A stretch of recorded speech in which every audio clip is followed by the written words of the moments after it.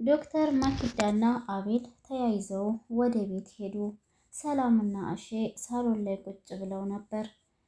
ገና በር ከፍተው ከመግባታቸውም በፊት እሺ ዛሬ ደግሞ ከሌላ ሴት ጋር መጣህ? ግን ከነፃነት በኋላም ሌላ ሴት ጋር አብሮ እንደዚህ መሆን አይከብድም? በጣም ያሳዝናል እያለ አሼ ዝም ብሎ ይቀባጥራል።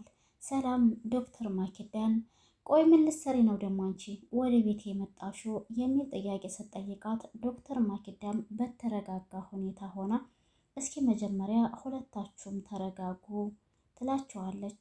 አሼ ዛሬ ደግሞ አብራ የመጣችው ሴት ብቻ ናት የምታወራው፣ አቤል በጭራሽ ማውራትም አይፈልግም ዝም ብሏል እሳ ይላል አሼ።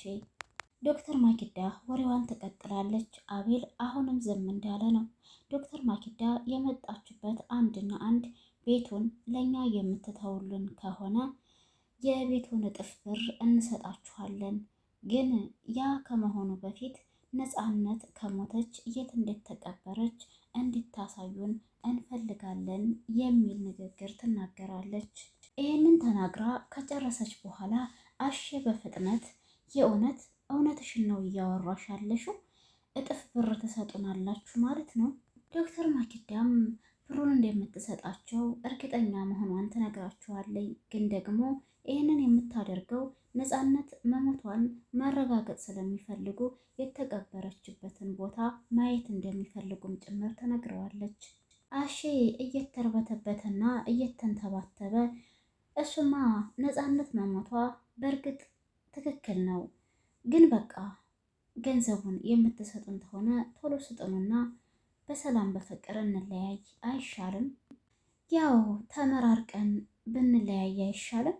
ይሄ ይሆን እኮ ብዬ ነው፣ ይሄ ይሻለናል እኮ ብዬ ነው እያለ ቅልብልብ ይላል አሼ ማለት ነው። ሰላም የዚህን ጊዜ እንግዲህ ወደ አሼ ዘወር ትልና ቆይ አንተ ምን ሆነሃል? ሲጀመር ይሄንን ያክል ብር ካላቸው እኛ ጋር ምን ይሰራሉ? አቤልም ቢሆን ስባሪ ሳንቲም እንደሌለው እኔ በደንብ ጠንቅቄ አውቃለሁ ትላለች ሰላም።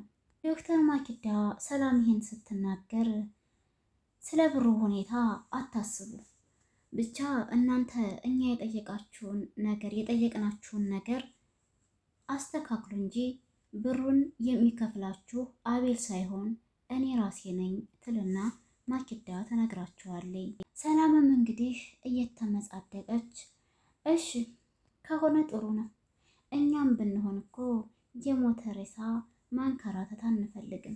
ስለዚህ አቤልም ቢሆን ደግሞ መግደሉን አምኗል አይደል እንዴ ትለዋለች። አቤል የዚህ ጊዜ እንግዲህ ዝምታውን ሰበረ፣ ተነፈሰ።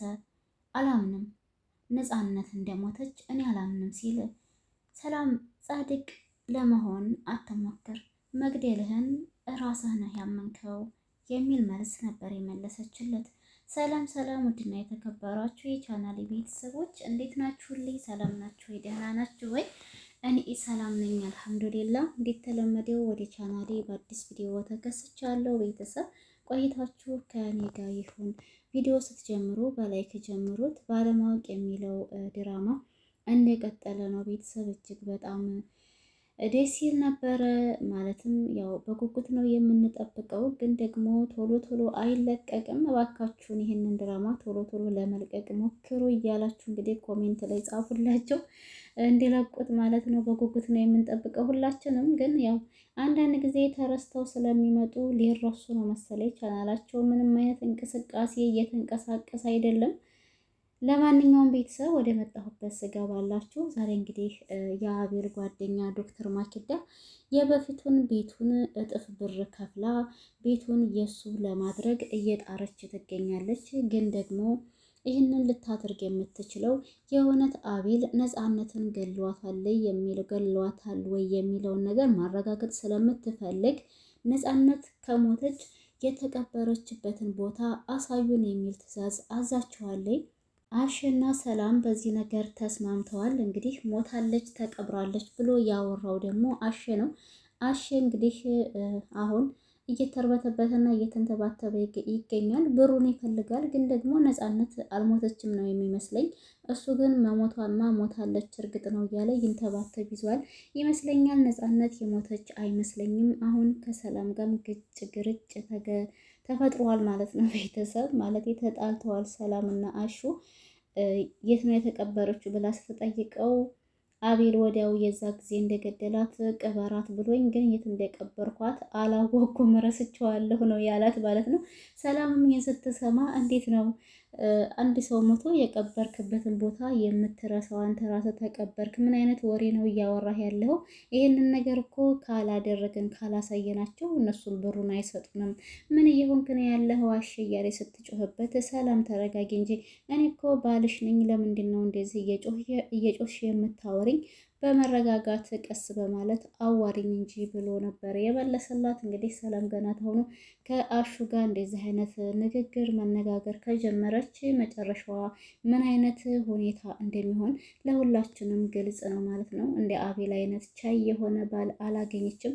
አሼ ገንዘቧን ፈልጎ እንዴት ተጠጋት ደግሞ ለሁሉም ሰው ግልጽ የሆነ ይመስለኛል። ሰላም ግን የዶክተር ማኪዳ ይህንን ያክል እጥፍ ብር መክፈሏ ግራ ስላጋባት፣ ግን ያልገባኝ ነገር የዚህን ያክል ብር ካላችሁ ለእኛ የመክፈል ፍላጎቱ ለምንድን ነው? ፍላጎታችሁ ምንድን ነው ብላ ስትጠይቃት ዶክተር ማኪዳም ይህንን የማደርገው ግን ለእናንተ ብዬ እንዳልሆነ ልታውቁልኝ ይገባል እና ዶክተር ማኪዳ ይህንን ሁሉ ነገር የማደርገው ለእናንተ ብዬ ሳይሆን ለአቤል መልካምነት ብዬ ነው።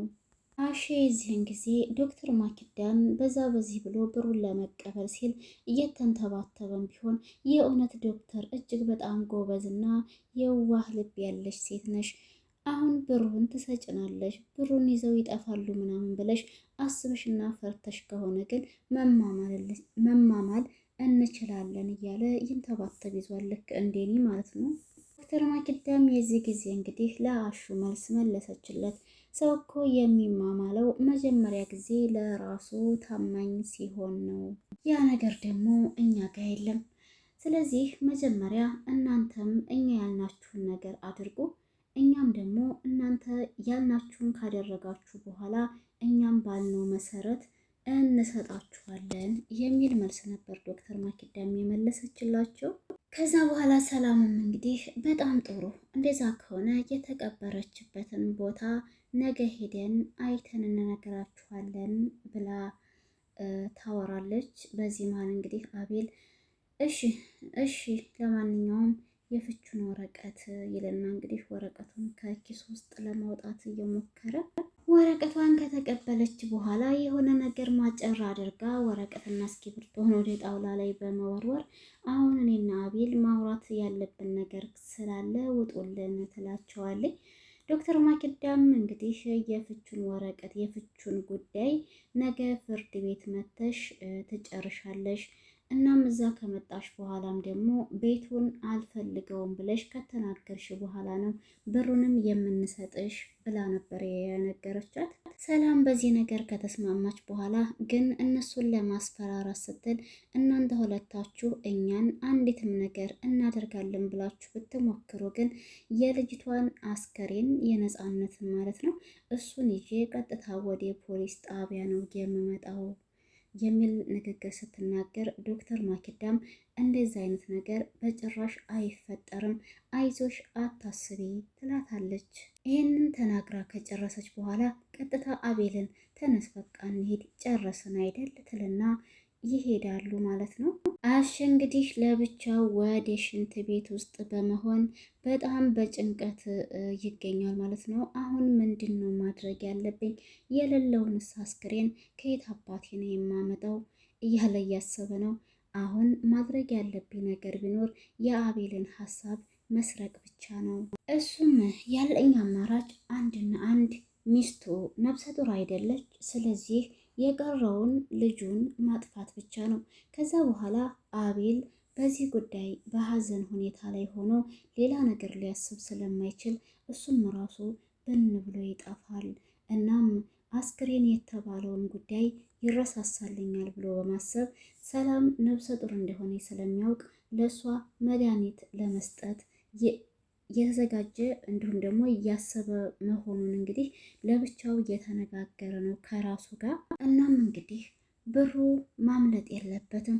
ብሩ ቢያመልጠኝ ራሱ ቤቴን ትቼማ መሄድ የለብኝም ብሎ እንግዲህ ሁሉንም ነገር በእንደዚህ ሁኔታ አስቦ የሰላምን ልጅ መድኃኒት ሰጥቶ ለማስወረድ ሞክሯል ወይም እያሰበ ነው። አሽም እንግዲህ ለብቻው ያው እየጎረረ ይገኛል።